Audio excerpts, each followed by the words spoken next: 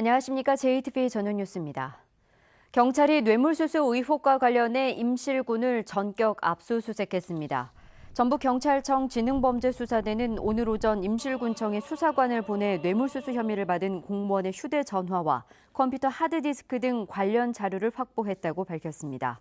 임실군 공무원 49살 A씨와 39살 B씨는 지난 6월과 8월 하천공사를 수주한 업체로부터 해외 연수 경비와 지역신문 광고비 명목으로 수백만 원을 받아 챙긴 혐의를 받고 있습니다.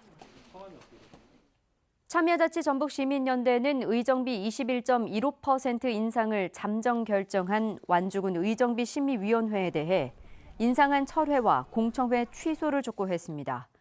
참여연대는 완주군 의정비 심의위원회가 지방자치법 시행령과 달리 교육, 언론, 법조, 시민사회의 추천 인사가 하나도 없고 의원 1인당 주민수와 재정 자립도 등을 고려할 때 인상률이 지나치게 높다는 의견입니다.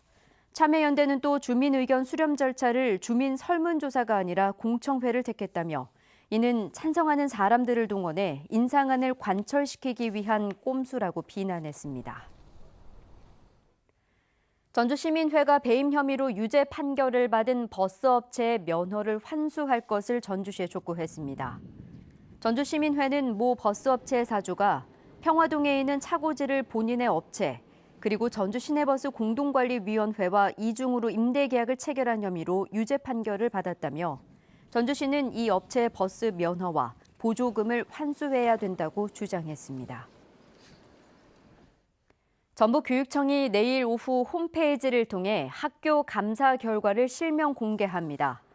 감사 결과는 지난 2015년부터 도내 760여 개 초중고등학교를 대상으로 실시한 것이며 학교 실명과 지적사항이 포함될 예정입니다.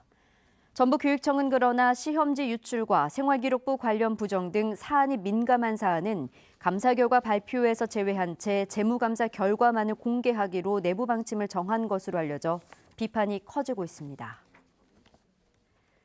새만금 신공항 등 전북 현안 사업의 예비 타당성 조사 면제 여부가 내년 1월에 결정됩니다.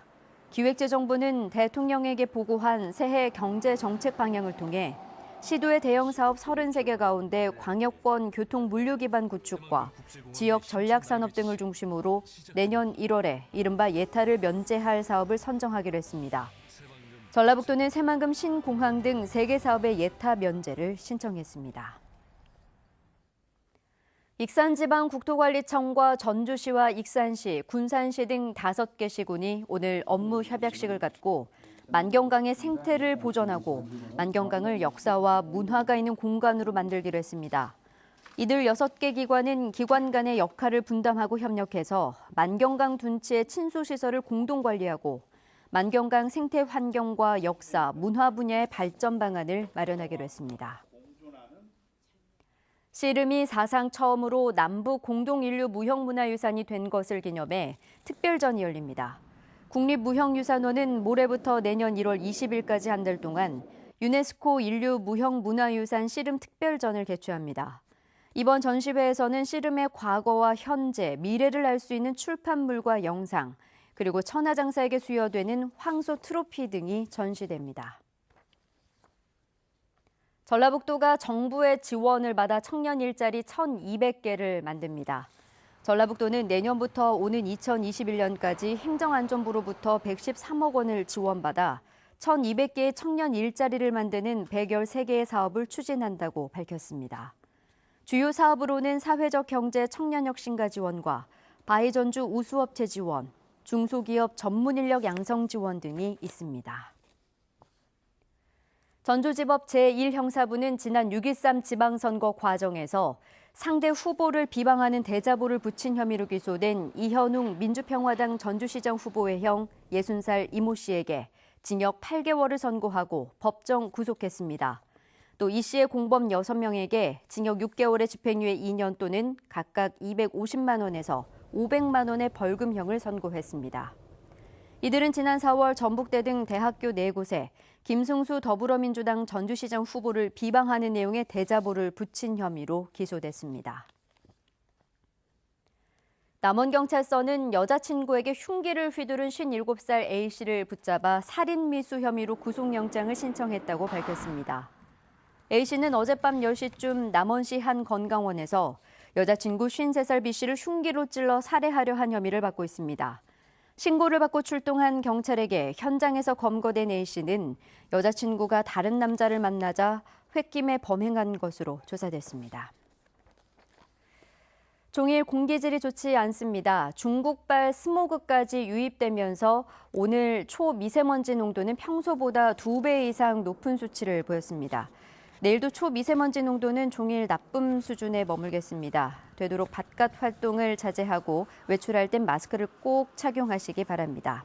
아침 최저 기온은 전주 0도, 무주 진안 영하 5도로 오늘보다 2, 3도가량 낮겠고 한낮에는 전주 9도, 부안 10도로 평년 기온을 웃돌며 온화하겠습니다.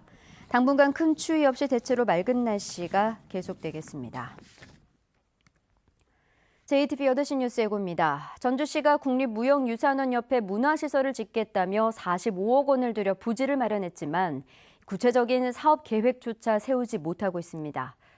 자사고인 상산고의 신입생 모집 경쟁률이 역대 최저인 1.32대 1로 집계됐습니다.